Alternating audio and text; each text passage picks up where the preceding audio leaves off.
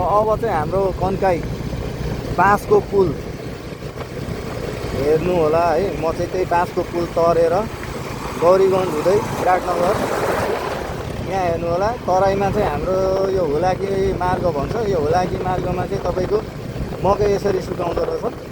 यहाँ हेर्नुहोस् कति गाह्रो छ। अब के गर्नु, किसानहरूलाई पनि गाह्रै छ। किसानहरूको घरमा छत छैन, सबै टिना घर फुसको घर, त्यही भएर सरकारले पनि केही भन्दैनन्। बाटैमा सुकाउने। घाम पनि फेरि खत्रै लागेको हुन्छ। पाँचवटा घाम लाग्छ क्या हाम्रो यो तराईमा नि।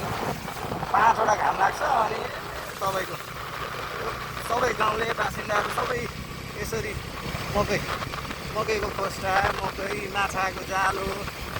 अब हामी आइसक्यौँ। अब बाँसको पुल तरेर हामी चाहिँ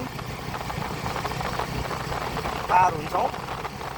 त्यहाँ चाहिँ फेरि त्यति सजिलो छैन पार हुनलाई। त्यहाँ पैसा लिन्छ, पैसा बिना तपाईँले त्यो पार गर्न पाउनुहुन्न।